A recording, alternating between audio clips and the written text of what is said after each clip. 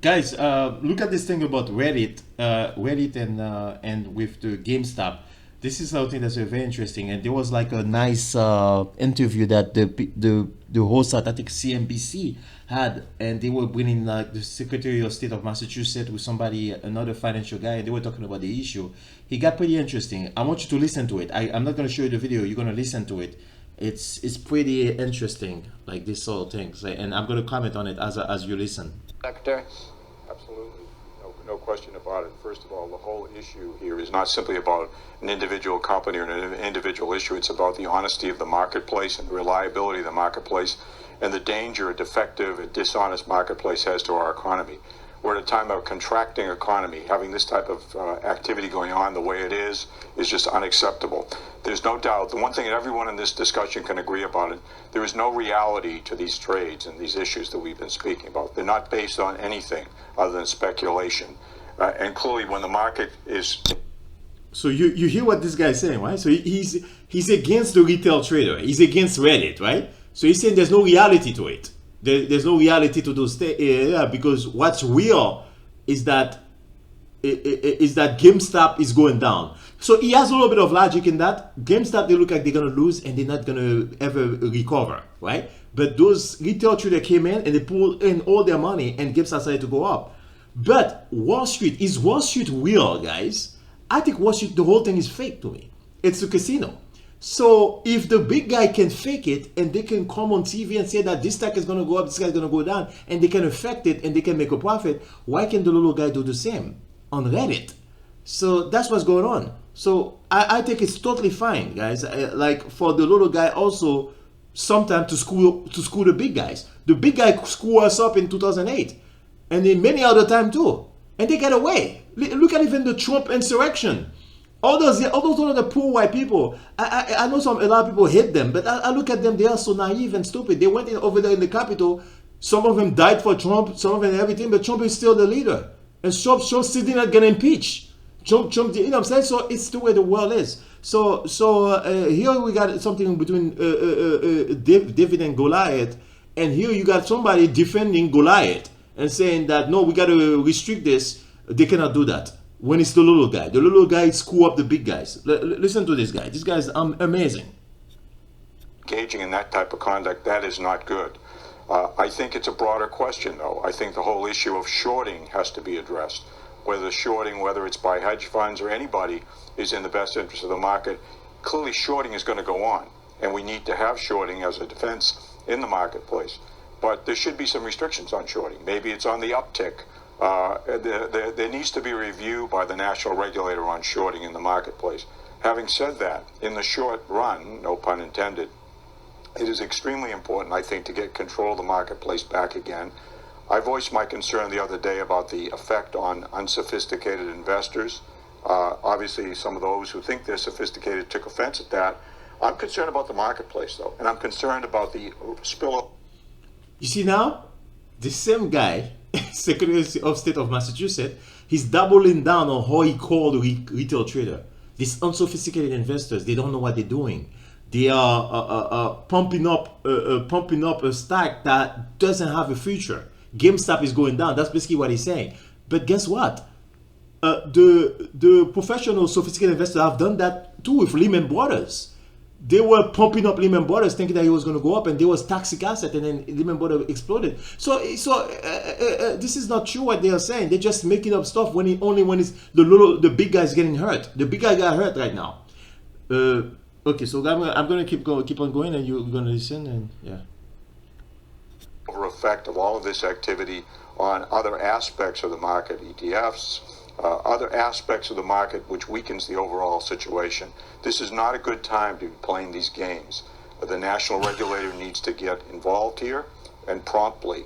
In addition to that, I think, as I suggested previously, if we didn't trade in these types of issue at all, this particular one I was speaking was GameStop, for a period of time, I think that would have an effect. I'm not just talking about those who trade through Reddit or individual investors. I'm talking about people across the board. There needs to be a review of this entire conduct. This is extremely dangerous to the marketplace and dangerous to our economy. What do you think, Kevin? I don't agree with any of that. The truth is the market has always been a speculative place. No, but I mean, you see, so the other guy, okay, so now this new guy that comes in is going to talk more for on the side of the retail trading, free market. He's 100% for free market, but the guy that just talked is the Secretary of State of like Massachusetts. I forgot his name. You can look up his name, like Secretary of. I think his name is like I forgot his name. Let me see. I cannot see his name. Yeah, but he's the Secretary of William Galvin and Kevin O'Leary. So Kevin O'Leary is the good guy in this one. William Galvin is the bad guy. Massachusetts Secretary of State. He's basically saying that no, we have to protect the rich people, the super rich and powerful. We have to protect them. We need regulation now. But when the poor people are getting schooled, we don't need regulation. When the rich people are getting schooled, now we need regulation to protect us. So that's what they are saying now. So let's listen to this now. This craziness. I think you have to hear the other side of this, Bill, because at the end of the day, there's some very powerful forces in play here that are actually good. So let me take a shot at it. The definition of the market is speculation. When you buy and stay long a stock, you're speculating the profits you hope are going to come finally appear, and you take that risk. The best thing we could do for this market now is leave it alone and just shine the light of transparency on it. If you are short, let it be transparent. You now run a new risk that these effective social media vigilantes are going to come after you and squeeze you as a short. That's going to make a lot of hedge funds think a second time before they try and go short. I love that. I love this. This is a fact, guys. Like, let's say you want to take a short, right? You're a hedge fund. You want to take a big short on a company like GameStop. You want to go hardcore, put all your money, 150%. You know what I'm saying? You want to go all the way because you know that company is going to fail, and no way GameStop is going to come back again, ever come back. GameStop will never come back. So you want to destroy it. Guess what? And you don't care about the workers that everybody that work for GameStop. You don't care about the effect, the human cost of GameStop laying off everybody. You don't give a damn because you want to make a profit. You're like the wolf of Wall Street. You got vigilantes online. They work in social media and Reddit and Facebook. And they're looking at it that you are shorted and you're pushing this thing and you're saying that there's no hope. And now they come in with all their money and they put hope in it and they pump up the stock and the stock goes up. Now they screw you. And because you've been doing this for too long and you've been screwing up the little guy, and here's the little guy fighting against you, and I want more of this. Guys, I want to tell you something about capitalism and the internet and social media. Social media, guys, let's not deny this. Let's not anybody lie to you. Is the greatest thing ever. One of the greatest invention. We are all connected. This thing cannot go away. We should not let it go away. We have to even make it even more, open the box even more. Because of social media, those Reddit traders were able to collaborate and to get together, put their money together and push the stock up. And now, guess what? Guess who suffers? You know what I'm saying? So it's the big guys. So I love this. And this is the way the market should work, guys. This is the way it should work. Thank you. So keep listening. Watch this. Stocks, which I think is great. But here's the point that I think everybody is missing. 4 or 5 years ago, we had 100 million Americans with nothing set aside for their retirements. We still do. And that's because our educational system, including the one in Massachusetts where I had my kids and they grew up in, best schools in the world, I would argue, they taught them nothing about investing. And then along comes a platform like Robinhood, and all of a sudden, kids in their 20s and 30s that would never get touched by Money Center Bank or an online broker because they're not a profitable account. They only have a few $100s to invest. Vlad and his team create this platform and now have millions of people learning about the ways of the market. And the market, even for sophisticated investors. They're learning by losing, though. They're learning by losing. Every investor loses money, Bill. Every loser. Everyone learns from the market. I don't think we... So you're going to protect me from losing money? Are you kidding? Speculation is definition of the market. I don't kid. Yeah, the bottom line is when you put money... You see what he said? This is crazy. So because I'm a big guy, you're going to protect me from losing money? That is crazy. That's what he's saying. That's what the other guy said. The other guy is a financial guy. He said that, no, you don't allow me to... everybody takes a bet, and in a bet there's a risk. You cannot have bets without risk. Those big hedge funds took a risk, and if they lose money, they lose money. Leave the shit alone. Yes, you can lose $70 billion. Yes, your company might go under, and you need to be careful. I love it like that. But I think somebody gonna mess it up, and they're gonna put regulation on the little guys. You see, all those trading platforms, they close their account. Robinhood, all those things, they close their account. What do you think? You see, Robinhood, like I used to trade, guys. By the way, back in the days, many different banks, many different platforms, and one of them, like I was trading, I totally believed that they were legit, and I heard that there was fraud. They kicked them out of the United States. Right now, they're in fucking in Cyprus, some weird place. So it's like the Wall Street is full of fraud, guys. It's a big casino. It's a big casino. That's what Wall Street is about. Money in harm's way in the market, you risk it. That will always be the way after both you and I are gone.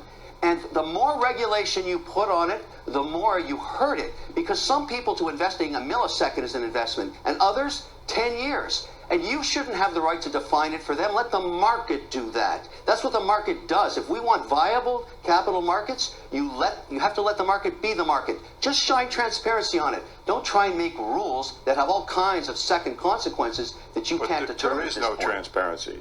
You see, the good guys telling, don't try to make rules right now. Telling people, oh no, now we need rules because the big guy lost.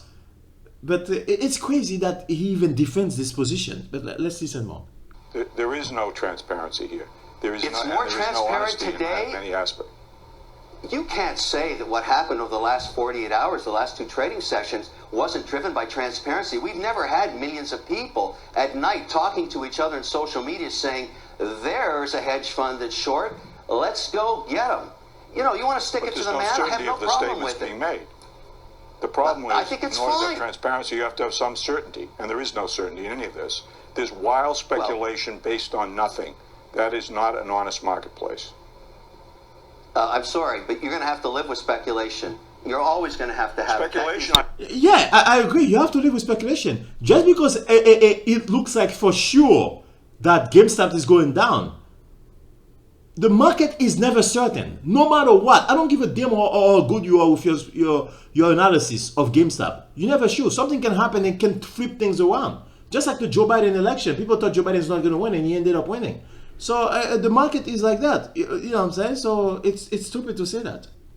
Can live with based on rationality. Rational speculation is one thing. Dishonesty. How do you know that GameStop executives aren't going to take advantage of this situation and build a brand and make a pivot just like Netflix did when they were shipping out CDs in the mail? You don't know. Okay, so basically the bad guy, I call him the bad guy, the guy from Massachusetts, the Secretary of State of Massachusetts, he's saying that speculation has to be honest, like a normal speculation that GameStop is going to go up. GameStop is going to go down anyway. So why are we speculating? Why are we trying to make it feels like it's going to go up? It's a lie. He's basically saying it's a lie. But let's be honest. The big guys did the same thing for Lehman Brothers. And then they did the same thing for many other banks.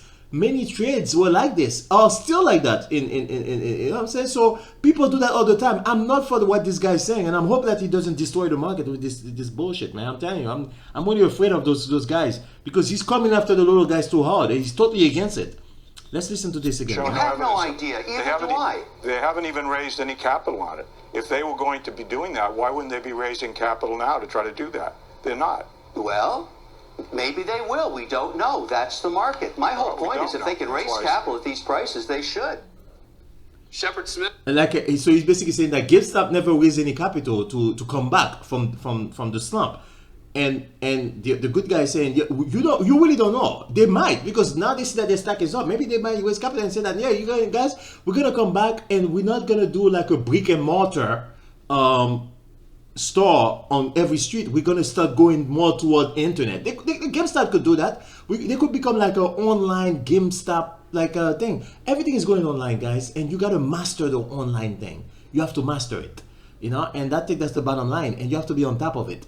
The internet is just so amazing. I'm pro internet. I'm pro technology, but it's because of technology this thing could have happened. If there was no social media, those Reddit people couldn't find a way to collaborate and to take down the giants. And now, guess what? the giants are saying that we have to put a crank on them. So this is why we have to fight back, the little guys, because they want to keep us down, man. It's like, it's a fight between the rich and the poor. It seems like that to me. I think we're moving away from race and racism, but we're moving toward more like classism. All right, guys. Thank you for watching. Please subscribe to my channel. Very interesting topic. I'm gonna keep this topic on.